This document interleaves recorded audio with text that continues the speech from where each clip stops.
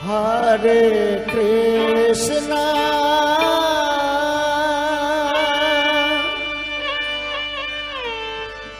हरे कृष्णा। हे कृष्णा करुणा सिंधु दीनबंधु जगत्पते गोपेश गोपिका कांत राधा कांत नमोस्तुते। तप्त कांचन गौरांगी राधे वृंदावनेश्वरी वृषभानुसुते देवी प्रणमामि हरिप्रिये। जय श्री कृष्ण चैतन्य प्रभु नित्यानंद श्री अद्वैत गदाधर श्रीवासादि गौर भक्त वृंद। हरे कृष्णा कृष्ण कृष्ण हरे हरे हरे राम राम राम हरे हरे। श्रीमद् भगवद गीता की जय। श्रील प्रभुपाद महाराज की जय। निताय गौर प्रेमानंद हरि हरि बोल। భగవద్గీత యథాతథము ప్రథమ అధ్యాయము. అధ్యాయం పేరు కురుక్షేత్ర రణరంగమున సైనిక పరిశీలనము. అందరూ అనాలి.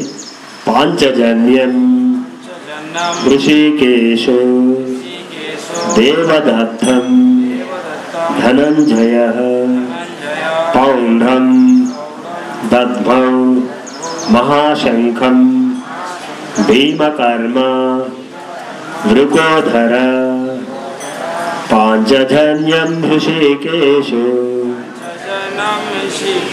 దేవదత్తం ధనంజయ పౌండ్రం దద్మౌ మహాశంఖం భీమకర్మ వృకోధర పాంచజన్యం ఋషికేశో దేవదత్తం ధనంజయ పౌండ్రం దద్మౌ మహాశంఖం భీమకర్మ వృకోధర పాంచజన్యం ఋషికేశో దేవదత్తం ధనంజయ పౌండ్రం దద్మౌ మహాశంఖం భీమకర్మ వృకోధర పాంచజన్యం ఋషికేశో దేవదత్తం ధనంజయ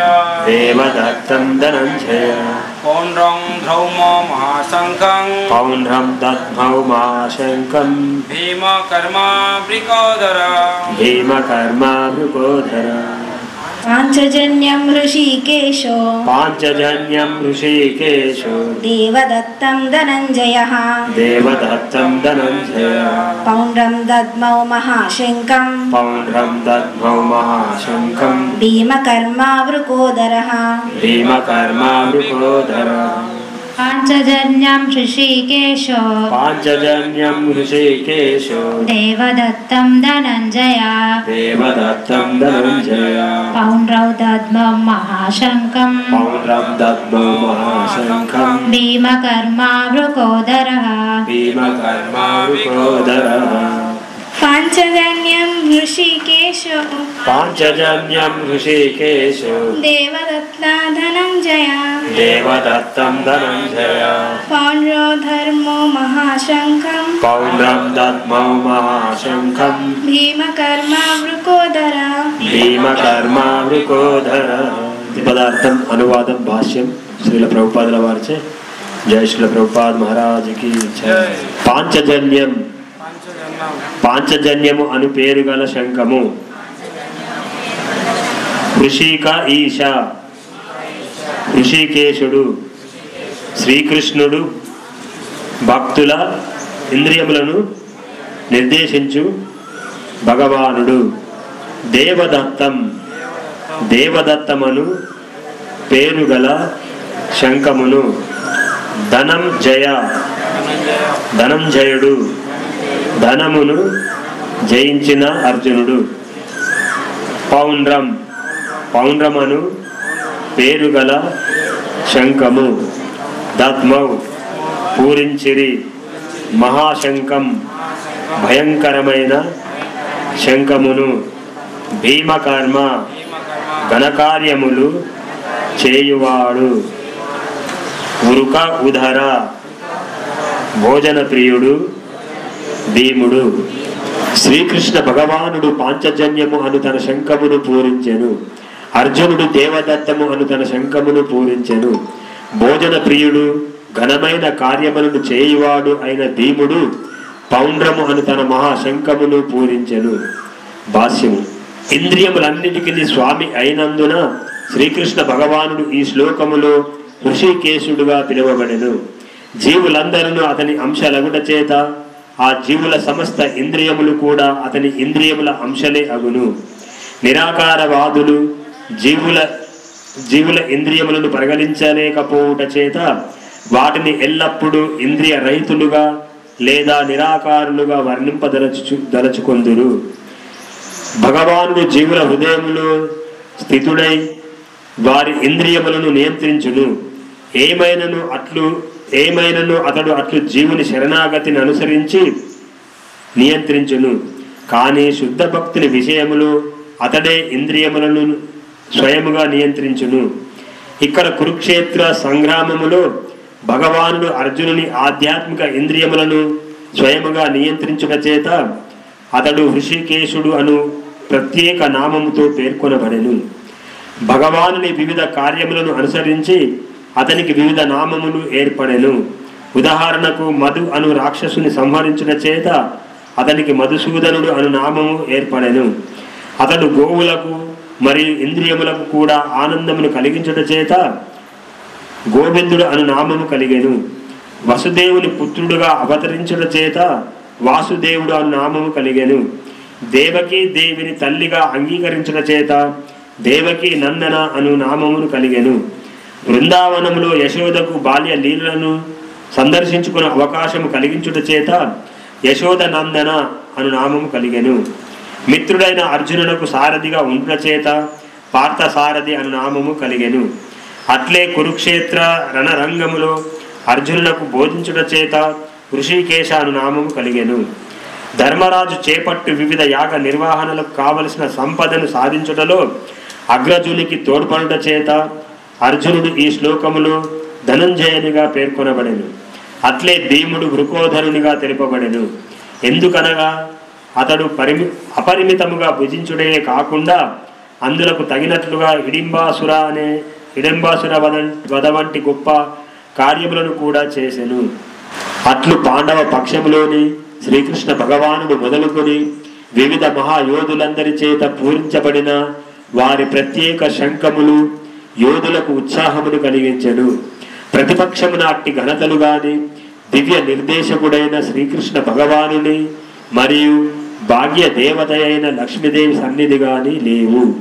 కనుకనే వారికి యుద్ధములో ఓటమి తప్పదని ముందుగానే నిర్ధారించబడెను. ఆ సందేశమే శంఖధ్వనుల ద్వారా ప్రకటింపబడెను.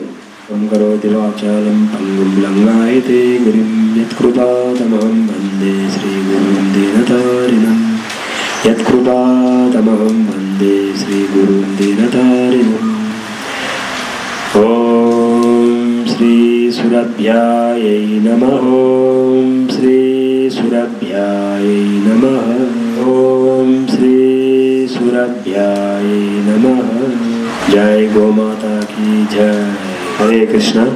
యుద్ధ ప్రారంభానికి ముందు ఇంకా ఇరు సేనలు పూర్తి సన్నద్ధం కావడానికి వీలుగా ఈ శ్లోకంలో ఎవరి వివరణ ఇవ్వడం జరుగుతుంది. శ్రీకృష్ణ భగవానుడు శంఖమైనటువంటి పాంచజన్యాన్ని పూరించాడు అన్నమాట. ముందుగా ఈ యుద్ధంలో ఎవరు పూరిస్తారు శంఖాన్ని? సాధారణంగా రథసారథి పూరిస్తారు. ముందుగా రథసారథి పూరించిన తర్వాత రథంలో కూర్చున్నటువంటి యుద్ధం చేసే యోధుడు శంఖాన్ని పూరిస్తారనమాట. ఇక్కడ ముందుగా పాండవ పక్షంలో ఎవరు పూరించారు శంఖాన్ని? శ్రీకృష్ణ భగవానుడు, దేవాదేవుడు శ్రీకృష్ణ భగవానుడు పూరించారు. వారి యొక్క భగవంతుడి యొక్క శంఖం పేరేంటి? పాంచజన్యం. తరువాత ఇంకెవరు పూరించారు? అర్జునుడు. అర్జునుడి యొక్క శంఖం పేరేంటి? దేవదత్తం. తరువాత ఇంకొక మహాయోధుడు తన శంఖాన్ని పూరించారు. ఎవరు? భీముడు, భీమసేనుడు. ఆయన యొక్క శంఖం పేరేంటి? పౌండ్రం. భీమ భీమునికి ఇంకొక పేరుంది. ఏం పేరు అది? శ్లోకంలో లాస్ట్ ఉంది, వృకోధర. వృకోధర అంటే అర్థం ఏంటంటే పరిమితి లేకుండా తినేవాడు అనమాట. అపరిమితంగా ఇంకెంత అయినా కూడా ఆయన భుజిస్తూనే ఉంటాడు అనమాట. ఆయనకి పరిమితి అనేది ఉండదు. మనము భోజనాన్ని కనుక ముందు పెడితే ఎంతవరకు తింటాం? మనకి సరిపోయేంతవరకు తింటాం. మనకు ఒక పరిమితి ఉంటుంది అన్నమాట తినడానికి. ఎంతవరకు అయితే జీర్ణించుకునే ఆ శక్తి ఉంటుందో అంతవరకే మనం భుజిస్తాం. భీమునికి అటువంటి సమస్యలు ఏమి కూడా లేవు. ఒక ఉదరము ఎంతటి ఆహారాన్నైనా కూడా జీర్ణించుకునే ఆ శక్తి సామర్థ్యాలు కలిగిందన్నమాట. అందుకే ఆయనకి వృకోధరుడు అనే పేరు వచ్చింది. ఆయన ఆహారాన్ని భుజించడమే కాకుండా దానికి తగినట్లుగా ఘనకార్యాలు కూడా చేస్తుంటాడు. రాక్షస సంహారము, దుష్టులను సంహరించడం, అట్లాంటి గొప్ప గొప్ప కార్యాలు కూడా చేస్తుంటాడు. ఇక్కడ ఉదాహరణగా హిడింబాసురుడు అనే రాక్షసుని సంహరించిన కారణంగా ఆయనకి వృకోధర పేరు అనేది వచ్చిందని ప్రత్యేకంగా ఇక్కడ తెలుపబడింది అన్నమాట. ఇంకా కృష్ణుని గురించి ఇంకొక సంబోధన ఉంది, హృషికేశ. హృషికేశ అంటే అర్థం ఏంటి? ఎవరైతే తన ఇంద్రియాల్ని తన వశంలో ఉంచుకొని నియంత్రించే వారిని హృషికేశ అంటారు. అంతేకాకుండా తన ఇంద్రియాల్ని తను నియంత్రించుకుంటూ ఇతరుల ఇంద్రియాల్ని కూడా నియంత్రించే ఆ సామర్థ్యాన్ని కలవారిని ఏమంటారు? హృషికేశ. మరి మనకు ఆ సామర్థ్యం ఉందా? మన ఇంద్రియాల్ని మనమే నియంత్రణలో ఉంచుకోలేము. ఇంకా ఎదుటివారి ఇంద్రియాలని నియంత్రణలో ఉంచాలంటే చాలా, అది అసలు సాధ్యమే కాదు, కష్టం కాదు, కానీ సాధ్యమే కాదు అసలు. మన ఇంద్రియాలని మనం నియంత్రణలో ఉంచుకోవడమే చాలా చాలా కష్టమైన పని. కానీ అది అసాధ్యమైన పనేమీ కాదు. ఎందుకంటే ఇంద్రియాలకి మనము విధంగా సేవను అందించాలి. పరిపరి విధాల పరిగెడుతుంది. ఇప్పుడు కళ్ళు ఉన్నాయి ఉదాహరణకి, అక్కడ ఒక దృశ్యం కనబడుతుంది. ఆ దృశ్యాన్ని కళ్ళకు చెప్తాం మనం చూడొద్దు అని. ఊరుకుంటాయా? ఊరుకుంటాయా? కానీ అక్కడ కనిపించే ఆ దృశ్యానికంటే ఇంకొక సుందరమైన దృశ్యాన్ని కనుక మనం కళ్ళకి చూపెడితే అటు నుంచి వాటి చూపును మనము మరల్చవచ్చు, వాటిని నియంత్రించవచ్చు. అందుకే మనము భౌతిక దృశ్యాలపైన దృష్టి సారించకుండా మన కళ్ళకి ఏం అభ్యాసం చేయించాలి? భగవంతుని యొక్క దివ్యమంగళ స్వరూపాన్ని దర్శించడానికి వాటికి అవకాశం కల్పించాలి. అలా ఒక్కసారిగా వీలు పడకపోయినా మనము వాటికి అభ్యాసం చేయిస్తుంటే ఏమవుతుంది? వాటి లోపల స్థిరత్వం అనేది ఏర్పడి ఆ భౌతిక దృశ్యాలపైన ఆకర్షితులు కాకుండా భగవంతుని యొక్క దివ్యమంగళ స్వరూపం పైన వాటికి ఆకర్షణ ఏర్పడి స్థిరంతో భగవంతుని యొక్క దివ్యమంగళ స్వరూపాన్ని దర్శించడానికి అవి వేచి చూస్తుంటాయన్నమాట. ఎప్పుడు వెళ్దాం భగవంతుని దర్శించడానికి. కృష్ణ భగవానునికి ఇదొక విశేష నామం హృషికేశ అనేది. ఎందుకంటే మనమందరం కూడా మనం భగవంతుని యొక్క అంశ స్వరూపులం.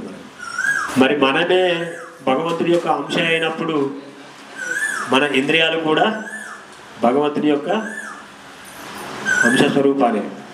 కానీ మనం ఎప్పుడైతే ఈ భౌతిక జగత్తులోకి వచ్చి ఈ భౌతిక భవబంధాలలో మమేకమైపోయి ఇక్కడ చిక్కుపడ్డామో మనము భగవంతుని యొక్క అంశ స్వరూపులము, ఆయన యొక్క దాసులమని మర్చిపోయాం.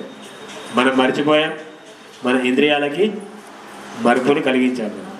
చిన్నపిల్లవాడు బాగా సతాయిస్తే ఏమంటాం మనం? ఏమరు ఇవాళ నన్ను ఆడిస్తున్నామంటాం.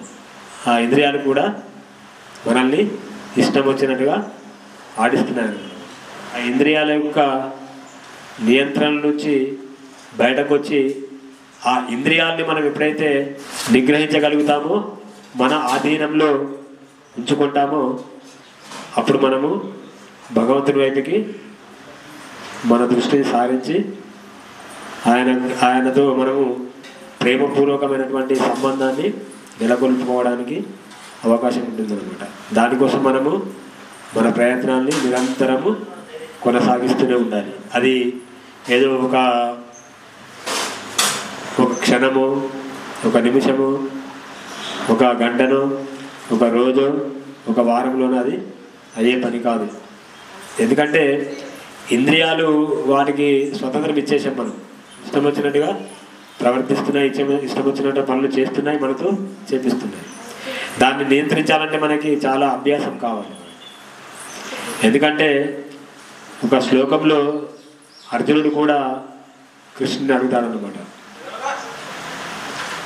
ఇంద్రియాలు చాలా బలవత్తరమైనవి, ప్రమాదకరమైనవి, మరి చంచలమైనవి, వాటిని ఎలా నియంత్రించాలి అని ఒక శ్లోకంలో అర్జునుడు శ్రీకృష్ణ భగవానుడిని అడుగుతాడు.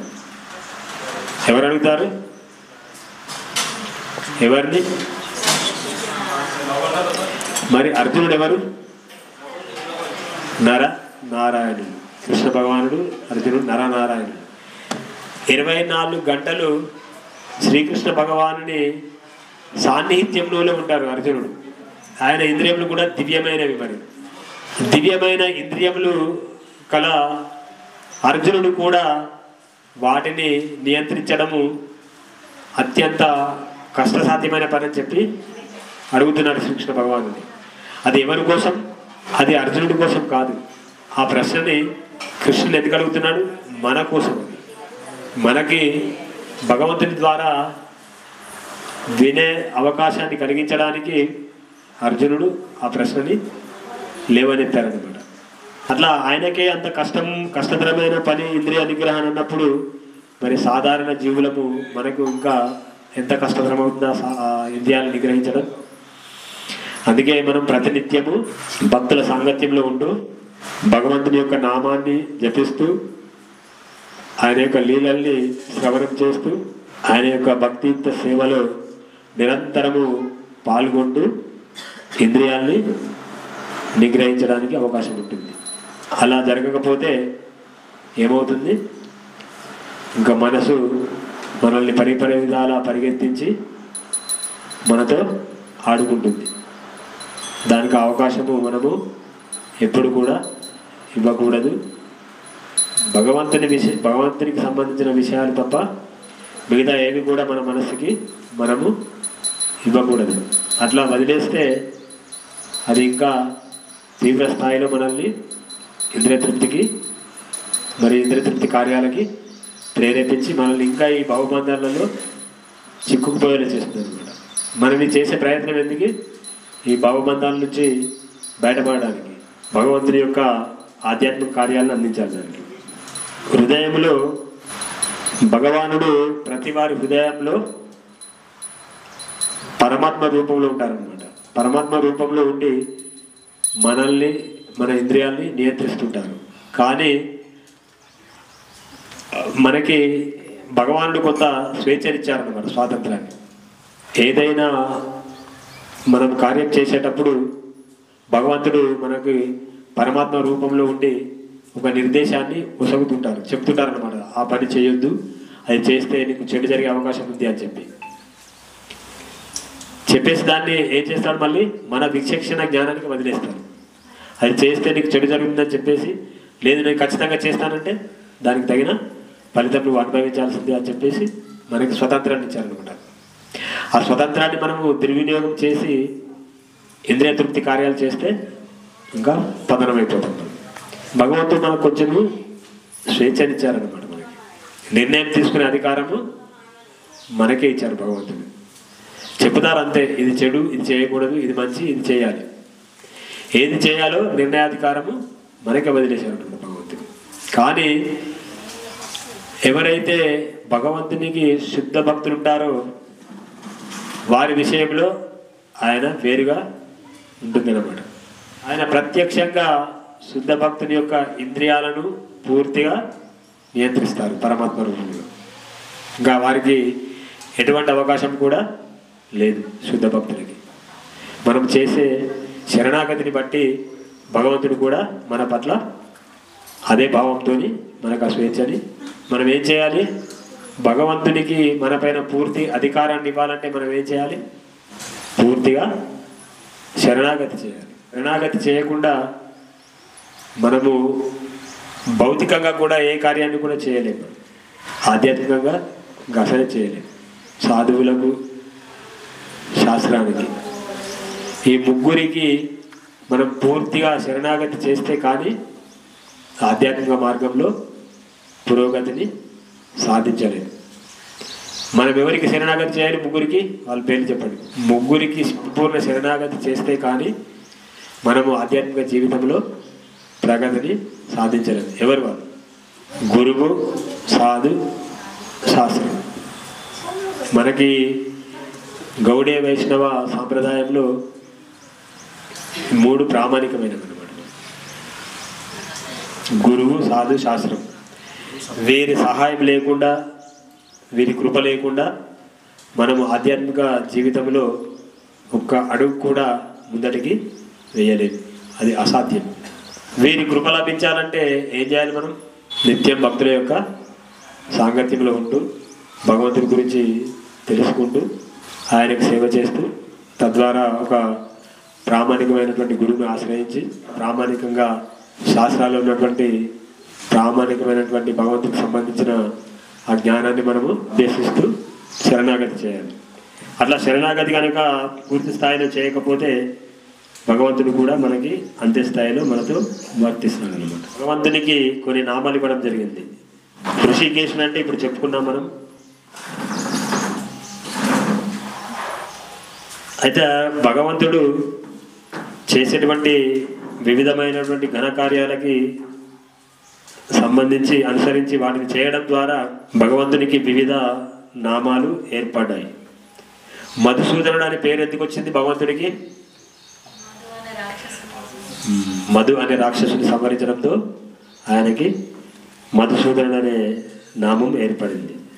గోవిందుడు అనే పేరు ఎందుకు ఏర్పడింది నామం? గోవులకి, ఇంద్రియాలకి పరమ ఆనందాన్ని కలిగించేవాడు కాబట్టి గోవిందుడు. గో అంటే గోవులకి, ఇంద్రియాలకి పరమ ఆనందాన్ని కలిగించేవాడు కాబట్టి ఆయనకి గోవిందుడు అనే నామము మిగిలింది. ఇంకా వాసుదేవుడు అనే నామము వసుదేవుని పుత్రునిగా అవతరించిన చేత ఆయనకి వసుదేవుడు అనే నామము ఏర్పడింది. సాధారణంగా భగవద్గీత ఎవరైతే పఠించారో వారికి కారణాలు తెలుస్తాయా? పేర్లు చెప్తారు, భగవంతుడికి ఇన్ని నామాలు ఉన్నాయి, ఇన్ని పేర్లు ఉన్నాయి అని చెప్తారు. కానీ వాటికి ఆ పేరు, ఆ నామము ఏర్పడడానికి కారణం ఏంటో తెలియదు. మనకు కూడా భగవద్గీత చదవడం ముందు తెలియదు. ఆ నామాలు తెలుసు, గోవిందుడు, వాసుదేవుడు, దేవకీ నందనుడు అని తెలుసు పేర్లు. కానీ ఆ పేర్లు ఏర్పడడానికి కారణాలు మాత్రం మనకి తెలియకపోయాయి అనమాట. యశోదనందన బృందావనంలో భగవంతుడు తన లీలలను ఎక్కడ ప్రారంభించారు? బృందావనం. అవతరించింది మధుర. కానీ అక్కడ భగవంతుడు అవతరించిన తర్వాత ఆయనని సంహరించడానికి కంసుడు ఎందరినో పరమ ఘోరమైనటువంటి రాక్షసుల్ని పంపించారన్నమాట కృష్ణుని సంహరించడానికి. ఆయన వయసు ఎంత? ఇప్పుడు చిన్న బాలుడు, ఉయ్యాళ్ళు ఊగుతుండే బాలుడు అనమాట. కృష్ణుని సంహరించడానికి వచ్చిన ప్రథమ రాక్షసులు ఎవరు? పూతన. రాక్షసులు ప్రతినిత్యము ఎవరో ఒకరు ఆయన సంహరించడానికి వచ్చి ప్రయత్నం చేసేవారు. ఆయన ఎవరు? దేవాది దేవుడు, సృష్టికర్త. ఆయన ప్రాణాలకు ముప్పు ఏర్పడుతుందేమో అని చెప్పి వసుదేవుడు ఏం చేస్తారు? ఆయన్ని మథుర నుంచి బృందావనానికి తీసుకెళ్తారు. మరి రాక్షసుల్ని, ఈ సృష్టిని సృష్టించిన వాడు రాక్షసుల్ని సంహరించడం ఆయనకు ఒక లెక్క. అక్కడే ఉండి అంటే వెళ్ళిపోతారు ఎక్కడికో. కానీ మళ్ళీ బృందావనానికి వెళ్ళాల్సిన అవసరం ఏమొచ్చింది కృష్ణుడికి? మళ్ళీ చాలా పెద్ద స్టోరీ. మాత కృష్ణుని ఒక వరం కోరుకుంటుంది అనమాట. నువ్వు నాతో ఉండాలి, ఈ జన్మలో నాకు సమయాన్ని ఇవ్వలేదు అని వరం తీసుకుంటుంది అనమాట. కృష్ణుడిగా అవతరించినప్పుడు మీకు అవకాశం ఇస్తాను అమ్మని చెప్పి వరం ఇవ్వడం జరుగుతుంది. అందుకోసమే భక్తులకి ఇచ్చిన మాట కోసము భగవంతుడు ఏదైనా చేయడానికి వెళ్దీయడం, దాన్ని మర్చిపోడు, చేయడానికి కూడా తాత్సారం చేయడు. 5 సంవత్సరాల వయసులో అటు బృందావనం వెళ్ళిపోయి యశోదమాతకి తన బాల్య లీలల్ని దర్శించడానికి చూడడానికి అవకాశం కల్పించారు. జన్మనిచ్చిన ఆ తల్లికి కూడా అవకాశం ఇవ్వలేదు భగవంతుడు. కానీ గత జన్మలో ఎవరైతే వరాన్ని పొందారో, భగవంతుడు ఎవరికైతే వరాన్ని ఇచ్చారో, ఆ యశోదమాతకు ఇచ్చిన వరానికి అనుగుణంగానే భగవంతుడు ఆమెకి తన లీలల్ని సందర్శించే అవకాశాన్ని కల్పించారు. దాన్ని దృష్టిలో పెట్టుకునే భగవంతుడు అక్కడికి వెళతారనమాట. అన్ని భగవంతుడి యొక్క లీలలని. ఆ విధంగా ఆయనకి యశోదనందన అనే పేరు కలిగిందనమాట. ఇంకా దేవకీదేవి పుత్రునిగా దేవకీదేవిని తన తల్లిగా అంగీకరించడం చేత దేవకీ నందన అనే నామం కలిగాను. ఇది కూడా ఇప్పుడు దేవకి గర్భంలో కృష్ణుడు జన్మించడానికి కూడా వాళ్ళు ఎన్నో సంవత్సరాలు తపస్సు చేస్తారు. తపస్సు చేసి కృష్ణుడిని పుత్రుడిగా పొందడానికి వరం పొందుతారు. భగవంతుడు ఒక స్థలానికి రావాలంటే అంత తొందరగా రాలేదు. ఇప్పుడు మనం ఇక్కడ ఈ సెటప్ ఇదంతా ఏర్పాటు చేశాం. పొద్దున వచ్చి ఎలా ఉంటే అలానే పెట్టేస్తామే, కానీ శుభ్రంగా శుభ్రపరుస్తాం ముందు స్థలాన్ని. ఎందుకు? భగవంతుడు వస్తున్నాడు కాబట్టి మనం ఆ ప్రాంతాన్ని మొత్తము శుభ్రపరిచి శుద్ధి చేసిన తర్వాతనే భగవంతుని ఇక్కడికి ఆహ్వానిస్తాం. అట్లాగే భగవంతుడు దేవకి మాత గర్భంలోకి వచ్చే ముందు ఎంతమంది ఆ గర్భంలోకి వస్తారు? కృష్ణుడు ఎన్నో శిశువు? 8. అంటే అంతకుముందు 7గురిని పంపించి దేవకి మాత గర్భాన్ని శుద్ధి చేశారు. శుద్ధి చేసి అప్పుడు భగవంతుడు వస్తారు. హృదయంలోకి మనము భగవంతుని ఆహ్వానించాలంటే ఏం చేయాలి? మన హృదయాన్ని ముందుగా శుభ్రపరచాలండి. లేదంటే భగవంతుడు మన హృదయంలోకి రాడు. ఉన్నాడు లోపలే, కానీ ఆయన మనకి కనిపించట్లేదు. మళ్ళీ మనం ఆయన్ని మన హృదయంలోకి ఆహ్వానించాలంటే ఏం చేయాలి? నిత్యము హరినామం జపిస్తూ భక్తుల సాంగత్యంలో ఉంటూ భగవంతుని యొక్క దివ్యమంగళ స్వరూపాన్ని దర్శిస్తూ ఆయన యొక్క లీలల్ని శ్రవణం చేస్తే అప్పుడు మన హృదయము ఏమవుతుంది? శుద్ధి అవుతుంది. మన హృదయంలో తిష్ట వేసుకొని మనం ప్రతి నిత్యము భగవంతుని దర్శించే అవకాశం ఉంటుంది పరమాత్మ రూపంలో. కానీ మనకి ఇప్పుడు కనపడట్లేదు. ఎందుకు? వేసాం మనం మొత్తం పరదాలు పెద్ద పెద్దవి. ఇంకా చిన్న వేస్తే పలసని వేస్తే భగవంతుడు మనకి కనిపిస్తాడేమో అని చెప్పి పెద్ద పరదాలు వేసాం మన హృదయం పైన కనబడకుండా. అవన్నీ తొలగించాలి ఇప్పుడు మనం చేసే ప్రయత్నం అంతా అదే. దానికోసం సాంగత్యం అనేది చాలా ముఖ్యం. మనం అనుకుంటాం, నాకేంటి, నేను రోజు 16 మాలలు చేస్తున్నాను, నా స్థాయి వేరు. ఏ స్థాయిలో ఉన్నా కూడా సాంగత్యం లేకపోతే ఏమవుతుంది? మాయకి మనము అవకాశం ఇస్తాం. మా అరిగితం చెప్పేది అంటే అందరికీ వర్తించే విధంగా, నాతో సహా ఎవరైనా కూడా ఏ స్థాయిలో ఉన్నా, 50-60 సంవత్సరాల సీనియారిటీ ఉన్నా, సిన్సియారిటీ ఉన్నా, నువ్వు రోజుకు 64 మాలలు చేసినా సాంగత్యం లేకపోతే మాయ ఎక్కడ ఉంటుంది? మన వెనకాల్లో ఉంటుంది. వీడు ఎప్పుడు నాకు భగవంతుని క్షణకాలమన్నా మర్చిపోయి నాకు ఎప్పుడు అవకాశం ఇస్తాడా పట్టుకుందామని చూస్తుంది. పట్టుకోవడానికి రెడీగా కొంచెం కనుక మనం అవకాశం ఇస్తే మనం పట్టేసుకుంటాం. ఇంకా మాయ పడుకుందంటే మళ్ళీ మనము లేవడం చాలా కష్టం, బయటికి రావడం. మళ్ళీ ఎవరో శుద్ధ భక్తులు వచ్చి మనకు సాంగత్యాన్ని ఇచ్చి మళ్ళీ మనల్ని లేపాలి. అందుకే మనము ఎవరితోనైతే సాంగత్యం చేస్తుంటామో వారిని నిరంతరం మనము గమనించాలి. వారి కోసం మన సమయాన్ని కూడా వెచ్చించాలి. ఎందుకు? వాళ్ళ జపము అవుతుందా లేదా గమనించాలి. ఒకరికొకరు మనము సహాయం చేసుకోవాలి. భక్తులు అంటేనే ఒకరికొకరం సేవ చేసుకోవడం అంతే. మనం పడిపోకూడదు, ఇంకొకరిని పడిపోనివ్వకూడదు. మనం నిలబడాలి, ఎదురు వ్యక్తిని కూడా నిలబెట్టాలి. అలా అయితేనే మనం ముందుకు సాఫీగా సాగిపోతాం. ఆధ్యాత్మిక జీవితంలో ఇంకొకరిని కూడా సాఫీగా సాగడానికి అవకాశం కల్పించడం. మనమంతా ఆధ్యాత్మిక జీవితంలో ముందుకు సాగుతూ స్థిరంగా ఉండాలి అని అంటే అలాంటి భక్తుల కృప కూడా మనకి చాలా అవసరం. అందుకోసం మనము అలాంటి ఉన్నతమైనటువంటి వైష్ణవుల్ని, మన పరంపరలో ఉన్నటువంటి ఆచార్యులని, మరియు ప్రభువుల వారు మరియు భగవంతుని యొక్క కృపని అర్థిస్తూ మనము ఒక్కసారి వాళ్ళందరి కృప మనందరిపైన ఉండి మనల్ని ఈ భక్తి మార్గం నుండి వైదొలగకుండా చూసి ఈ భక్తి మార్గంలో మరింత ప్రగతిని సాధించేలా వారందరినీ ప్రార్థిస్తూ హరే కృష్ణ హరే కృష్ణ కృష్ణ కృష్ణ హరే హరే హరే రామ హరే రామ రామ రామ హరే హరే